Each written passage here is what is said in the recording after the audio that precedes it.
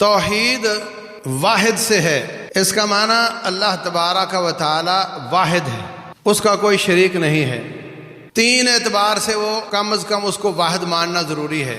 Number ایک، جو عنایتیں اور نوازشیں اور نعمتیں اللہ کی طرف سے آتی ہیں ان کے بارے میں اقرار کرنا کہ وہ صرف ایک اللہ دیتا ہے اور کوئی نہیں دیتا، اس کو ربوبیت کہتے ہیں۔ یہ تصور کرنا کہ بارش دینے والا اور ہے، بیٹے دینے والا کوئی اور ہے، گنج کوئی اور بخشتا ہے، شفائیں کوئی اور دیتا ہے، نعمتیں جو آتی ہیں انسان کی طرف وہ اللہ کے سوا کوئی اور بھی دیتا ہے، یہ اس توحید کی نفی ہے۔ اور خاص طور سے جو دنیا سے جا چکا ہو وہ بے بس ہو جاتا ہے، وہ بے بس ہو جاتا ہے، لوگ اس کے کپڑے نہ اتریں تو پھاڑ کر اتارتے ہیں، کاٹ کر اتارتے ہیں، اس کو نہلاتے ہیں، وہ بیچارہ اپنا استنجا نہیں کر سکتا، لوگ اس کو استنجا کرواتے ہیں، پھر اس کو منو مٹی کے نیچے دبا دیتے ہیں، وہ جتنا بھی نیک ہو اس کی نیکی اس کے ساتھ، مگر وہ آپ کے کسی کام نہیں آ سکتا، نہ وہ اللہ کے اور آپ کے بیچ میں وسیلہ بن سکتا ہے، اور نہ وہ مستقل طور پہ آپ کو دینے والا بن سکتا ہے۔ وہ نیک ہے، وہ اب آپ کی دعاؤں کا محتاج ہے، اس کی نیکی اس کے ساتھ اللہ تعالیٰ کا شریک نہیں ہو سکتا۔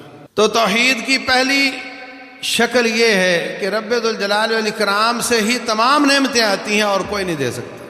وَإِذَا مَرِضْتُ فَهُوَ يَشْفِينِ، جب میں بیمار ہوتا ہوں تو اللہ تبارک و تعالیٰ شفا دیتا ہے۔ وہی یطعمنی ویسقین، وہی مجھے پانی پلاتا ہے، وہی مجھے کھانا کھلاتا ہے۔ بظاہر تو نظر آ رہا ہوتا ہے کہ بیوی کھانا کھلا رہی ہے، ہو سکتا ہے کہ کمایا بھی اس نے ہی ہو، ایسا بھی ہوتا ہے بیوی خود کما کر کھلا رہی ہوتی ہے، لیکن یہ سب اسباب ہیں، پیچھے رزق دینے والا اللہ تبارک و تعالیٰ ہے۔ کسب انسان کا ہے، رزق اللہ دیتا ہے، شادیاں انسان کرتے ہیں، اولاد اللہ دیتا ہے، خالق وہ ہے، والدین خالق نہیں ہے۔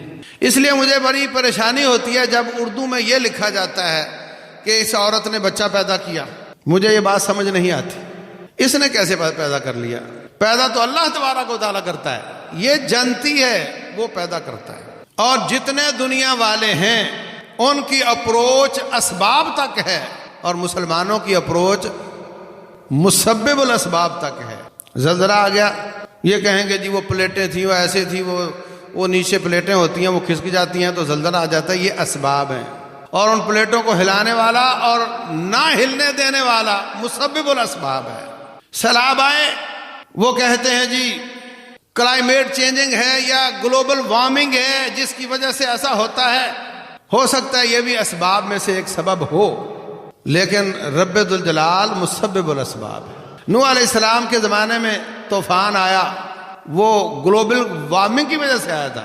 ابھی جو سیلاب آیا ہے خاص طور سے پہاڑی پہ بادل برسا اور اس نے اس بستی کو بہا کر لے گیا، وہاں تصور نہیں تھا کہ یہاں کوئی سیلاب کا پانی پہنچے گا۔ گلوبل وارمنگ کی بارش تو کہیں اور بھی ہو سکتی تھی، پہاڑ پر ہی ہونی تھی۔ یہ مسبب الاسباب ہے۔ انسان باہر نکلتا ہے، کوشش کرتا ہے، یہ اس کا کسب ہے، یہ سبب ہے، اللہ تبارک و تعالی مسبب الاسباب ہے۔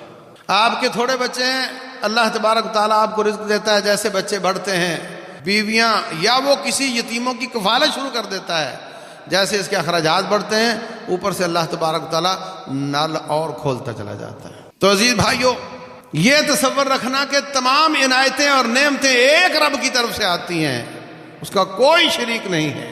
کائنات میں اگر ایک رب بھی اور ہوتا یا کوئی اور مخلوق میں سے بیٹے عطا کرنے والا ہوتا تو کم از کم شرک کرنے والے اور پیسے والے لا اولاد نہیں مرتے، جن کا کوئی ایمان ہی نہیں ہے، شرک کرتے ہیں، ان کو کہیں لے جاؤ، کسی قبر پہ جھکا دو، پیسہ جتنا چاہے لے لو، ان کو بہرحال بچہ چاہیے۔ کیا ایسے لوگ بھی دنیا سے لا اولاد مرتے ہیں؟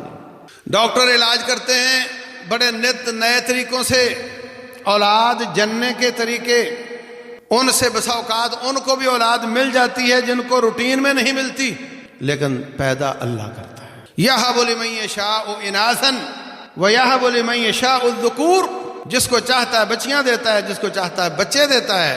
اور یزوجہم ذکرانا و اناثا، یا کسی کو بچے اور بچیاں دونوں دیتا ہے. وَيَجْعَلُ مَن يَشَاءُ عَقِيمًا، جس کو چاہتا ہے وہ عقیم بنا دیتا ہے. لیکن یہ ساری چیزیں اس نے اسباب کے تابع کی ہوئی ہیں. ان اسباب کا علاج کر لیا جائے تو اس نے لکھا ہوتا ہے یہ رکاوٹ ہے، پھر یہ علاج کرے گا، پھر میں اس کو دے دوں گا. دیتا پھر رب ہی ہے، ڈاکٹر نہیں دیتا.